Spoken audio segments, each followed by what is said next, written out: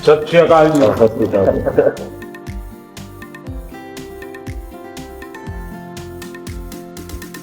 हिंदुस्तान के गांव का एक लड़का जब दुनिया में नाम रोशन करता है तो अच्छा लगता है। और आप तो नसीब वाले हो जी, आपके परिवार ने आपका नाम दिलजीत रखा तो आप जीतते ही जाते हो लोगों को। हम पढ़ते थे, मतलब ये लिखा हुआ सब जगह और खुद कि मेरा भारत महान, लेकिन मेरा भारत महान मैंने इस टूर में एक्चुअल जाना सर। जब मैं भारत घूमा ना जी पूरा, तो मेरे को पता चला ये क्यों कहते हैं मेरा भारत महान। सचमुच में भारत की विशालता एक अपना शक्ति है जी। ये बेनिफिट जनसंख्या इसलिए मिलता है ऐसा नहीं है, हम लोग एक वाइब्रेंट सोसाइटी है। आपकी जर्नी से भी सर हम जब देखते हैं तो मतलब आपने कितना अपनी इकाइयों में हिमाचल चले जाना और सब कुछ छोड़ देना और फिर भगवान का इतना आशीर्वाद हो जाना, ये बहुत बहुत मतलब ये भगवान की मर्जी ही है। उसके बिना क्या होता है? हमारे देश में हर इंसान पौधे में भी परमात्मा देखता है। 100% देखते हैं, मतलब हम वेस्टेज नहीं करते हैं। हाँ, थ्रो अवे कल्चर वाले लोग नहीं है। रिसाइकल रीयूज अभी दुनिया में नाम आया है, हमारे तो ब्लड में है। हाँ जी। दुनिया को इसका पता नहीं है जी। कभी आप अपने कार्यक्रमों के द्वारा ये जरूर कर सकते हैं कि भारत के लोग पर्यावरण की रक्षा कैसे करते हैं। अब जैसे मैंने अभी ये कार्यक्रम चलाया, एक पेड़ माँ के नाम, अपनी माँ को याद करते हुए, माँ जिंदा है तो माँ को साथ ले जाओ और पेड़ लगाओ, माँ की जीवन स्मृति बन जाएगी वो। और माँ जिंदा नहीं है तो फोटो लेकर के जाओ, लेकिन माँ को कहो माँ तुम्हारे लिए पेड़ है। तो अपनी माँ जिसने हमें जन्म दिया और ये धरती माता जो जीवन देती है, दोनों को हम एक प्रकार से जी आज करोड़ों लोग ये काम कर रहे हैं। हाँ। भारत में सबसे बड़ा अगर कोई जादू जिसको कह लो तो वो योग है, और जिसने योगा को अनुभव किया है वो उसकी ताकत जानता है। आपको ये बाहर जाते हैं तो अनुभव क्या आता है?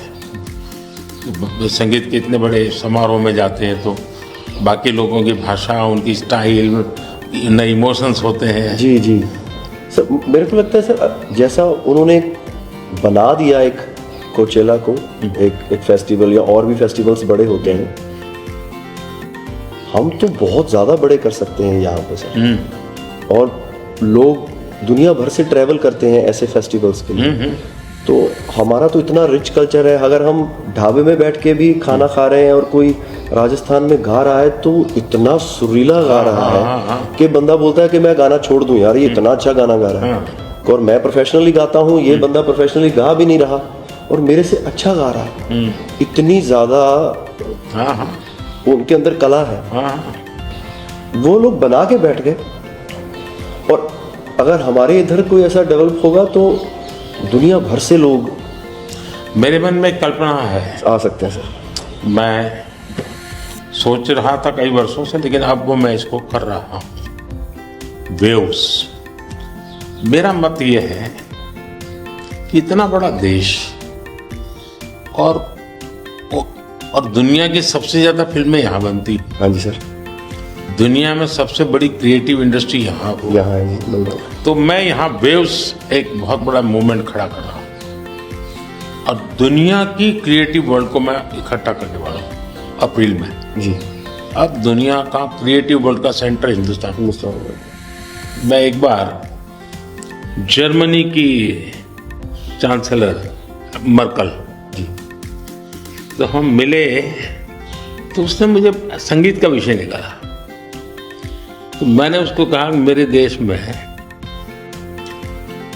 सूर्योदय के पहले संगीत हो ये अलग है और सूर्योदय के बाद अलग, इसका टाइम अलग है। हाँ जी। मैंने कहा मेरा अलग अलग प्रहर मेरे यहाँ होता है, हर प्रहर का संगीत होता है। फिर मैंने कहा सैड सिचुएशन है तो एक संगीत है, जॉय है तो एक है। तो फिर उनको बड़ा इंटरेस्ट लिया।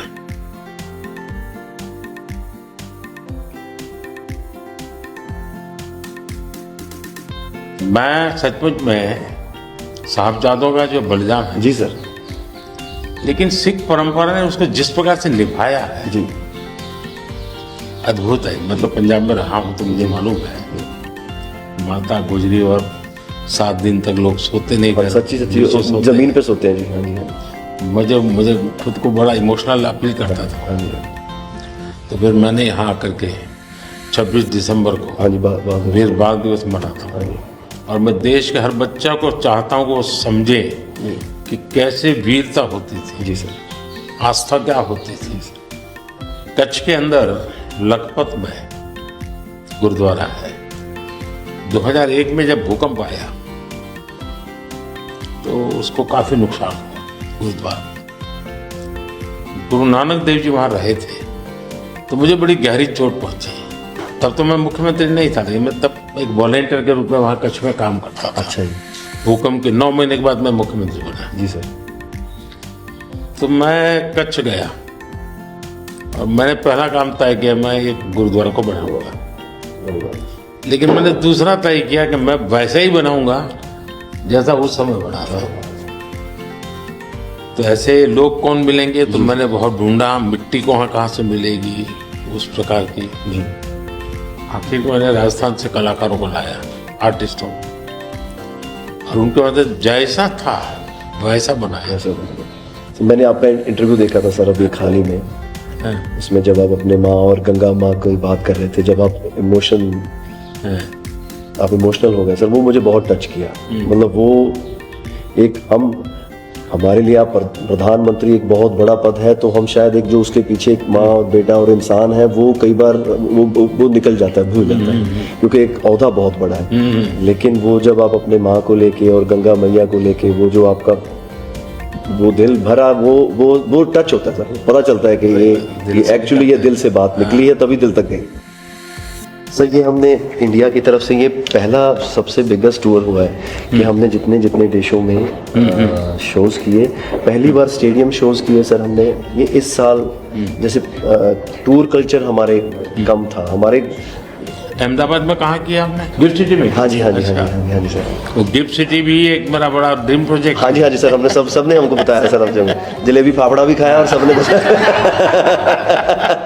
सबसे बड़ी बात है, मैं आपकी तारीफ करने के लिए नहीं कह रहा, नहीं इस शोहरत को पछाना। और मैं आपके व्यवहार से देखता हूं, लोगों से सुनता हूं कभी कभी, तो मुझे लगता है कि आपके माता पिता के संस्कार का हो या गुरु की कृपा का हो, आपने सारी चीजों को पचाया है, शुक्र, उछल नहीं पड़े।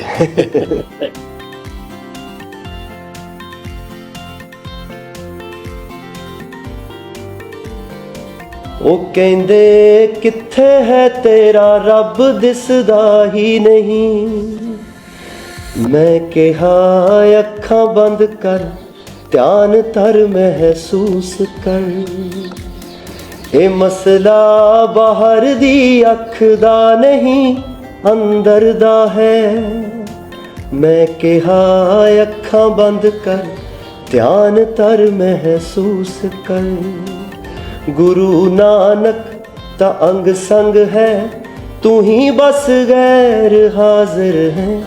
गुरु नानक, गुरु नानक, गुरु नानक।